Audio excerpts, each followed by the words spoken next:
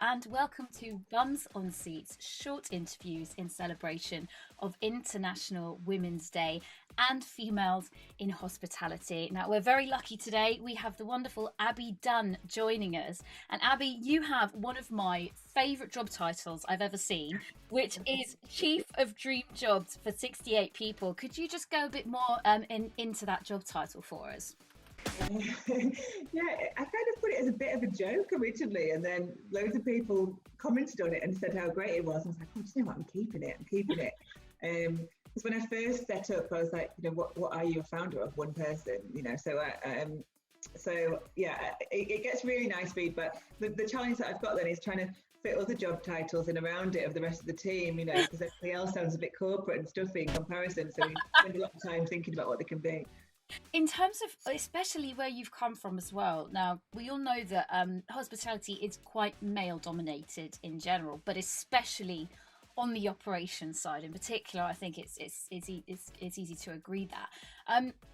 Where you are now, and especially with 68 people with your company, how do you feel that having a female-led workplace impacts the company in a positive way? And can you name some sort of tangible differences or changes that you've noticed, either leading that workplace yourself or being in that female-led workplace?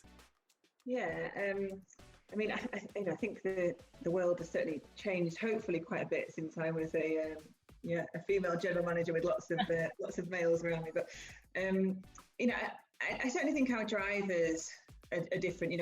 Not only is hospitality fairly male-led, recruitment as a sector is fairly male-led as well. And I think potentially recruitment has a pretty horrendous reputation, maybe because of some of the behaviour that's gone on. And so I certainly believe that we're a more collaborative workspace. We're I'm empathetic as a leader, and I think historically people, if they weren't working out in either sector, both hospitality and recruitment, you kind of get there's this kind of get rid of people culture. Whereas I genuinely believe that if you're doing the wrong thing within a business, you should find something that is great for you and kind of develop people into everybody's great at something. Let's find that and develop it. And I think we're very self-critical at 68 people. I think we're very open. I'd hate to think anybody's got any kind of niggling issues that they don't feel as though they can approach me about. I think our communication is positive, and we're motivated by doing the right thing and kindness, and not by bottom line, and that probably trickles down throughout the business. Yeah. Every day. Yeah, absolutely. So, and especially when you're saying about, the recruitment and you're looking at finding these sort of different roles for people. I mean, do you think that then, in terms of being a woman leading that, it's kind of more of a holistic approach to finding the right fit for people rather than, like you say, this throwaway culture of, well, that doesn't work and that doesn't work. Do you think you kind of look a bit further outside of that little box, if that makes sense? I think, we one of my personal skills, and I'd like to say now the skills of the team is, being able to see what people are great at and what people's strengths and weaknesses are. I think there was a bit of a traditional approach, maybe specifically in hospitality, where you'd have these KPIs and you'd move around different to try and get, upskill yourself. You'd move around all these different things. And I actually remember going into a site once, and this poor lad, it was a brilliant at stock taking. It was real numbers, kind of intricate spreadsheets guy. And, he was put on the phones to do party inquiries. And I walked in and he's like, I hate it, I really hate it. I'm like, oh, why are we doing this to you?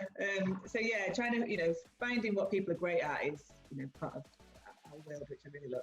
Yeah, absolutely. And I think it's a really important sort of aspect, especially that makes you guys so special as well. So that's brilliant. So in terms of when we say, female-led workspaces, that's a fantastic and a very positive thing to talk about. It's really interesting because obviously we've now moved slightly away from that being a very unusual thing. Now we do have a lot more. I mean, I think you could probably agree, even in hospitality and recruitment, we are seeing more women.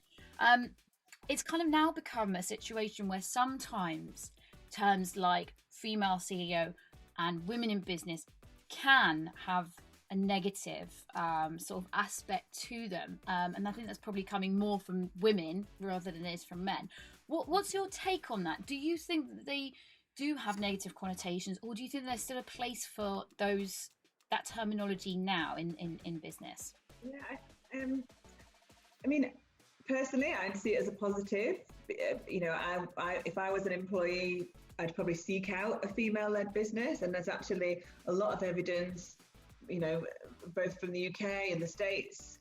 Actually, there's an article that I was reading, I think it was produced by Sage, and there was all these different criteria which women actually as leaders in businesses scored better on. They had more profitable businesses, they had, you know, lower staff turnover, you know, lots of different key indicators were, in comparison, were great. So potentially as an employee, I'd be seeking out female CEO companies. You know, I think they potentially create these more rounded places to work. And, you know, I think potentially it's perceived sometimes as a weakness, this kind of kind way of working, but it's a strength. It's totally a strength. And so, I mean, would I ever be offended if somebody called me, you know, said that I was female leader? No, not at all. You know, it should be a compliment, and you know, I think people should potentially seek it out. Yeah, absolutely. Do you feel on a personal level a kind of sense of ownership over? Do you quite like to call yourself a female CEO? Is that something that you? Sound a bit Jermaine Greer then, don't I? No, I don't think I'd go. Yeah, I'm not a total feminist, like, whoa, power CEO. Yeah. No. I do really like seeing, you know, women leaders. I always, you know, and you see kind of more and more of them in hospitality, and you kind of know that they've had a bit of a battle. You know, they've beaten, you know, they might be kind of 10-1 in a ratio of guys, and they've had a bit of a battle, because we all know it's difficult, especially to get into those leadership positions, because of the, you know, our biological clocks and what we do at a certain age. So it's yeah, it's not an easy thing to get into those leadership roles, certainly. Yeah, absolutely, 100% agree. And so in terms of what you've done within hospitality and then going into recruitment as well, obviously you've got a lot of experience, and I'm sure you've worked with some fantastic women through all of your roles as well. But how do you think you've positively impacted women in roles in hospitality? And what would you like to do more of on a personal level? I mean, I'd like to think I've positively impacted women. You know, I made that move from, you know, being at site level into a head office position, and then going to have my own business. I like to think that was quite inspirational. I also, at 30, found myself single and pregnant with twins, actually. Wow. And so, you know, and had a lot of people, you know, I think even my own friends are like, Jesus, how's she going to do this?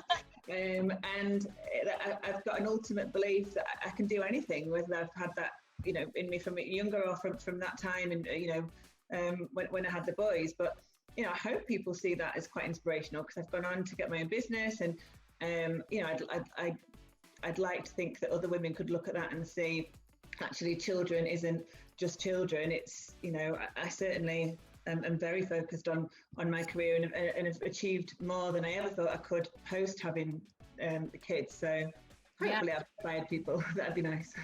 I think absolutely. Just, you know, twins, single mum, and running a fantastic business. I mean, that's pretty impressive.